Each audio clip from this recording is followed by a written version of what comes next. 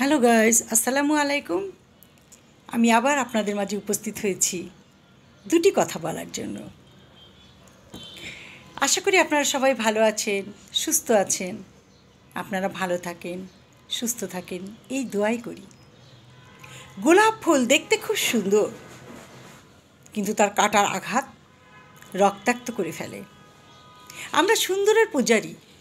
সুন্দর জিনিস দেখলে ভীষণ ভালোবাসি, সুন্দর মানুষকে ভালোবাসি, সুন্দর কথা বলে যে তাকে ভালোবাসি, সুন্দর চেহারার মানুষকে ভালোবাসি। কিন্তু একবার কি তার অন্তরটা দেখেছি, যে অন্তরটা কি?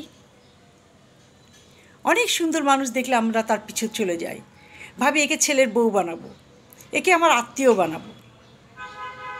তারপর তার তরফ থেকে আঘাত পেতে পেতে বুঝতে পারি সুন্দরের পিছে ছুটে কোনো লাভ নেই।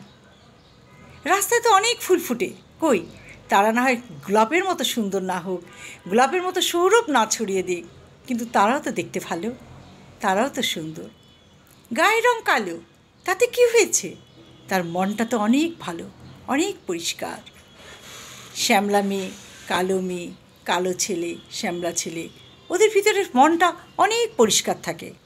আবার অনেক সুন্দর মানুষ, উপরে সুন্দর, মিষ্টি মিষ্টি কথা বলে, সব কিছুই করে, কিন্তু তার অন্তরটা তো দেখতে হবে। অন্তরটা বিষে ভরা, গোলাপের কাঁটার মতো। তাই বলছি, গোলাপের পিছে ছুটে কী লাভ? আসুন না, আমরা রাস্তায় পড়ে থাকা সেই ফুলগুলোকেও ভালোবাসি। তারা সৌরভ ছড়িয়ে দিতে না পারুক, অন্তত তাদের মিষ্টতা, তাদের স্নিগ্ধতা আমাদের মুগ্ধ করুক। আর কখনোই কালো সাদার মধ্যে পার্থক্য না করি।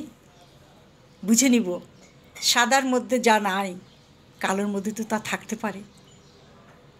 যেখানে ফেলিবে ছাই, কুড়াইয়া দেখো তাই, পাইলে পাইতে পারো অমূল্য রতন। আজ এই পর্যন্ত। ভালো থাকেন, সুস্থ থাকেন। আল্লাহ হাফেজ।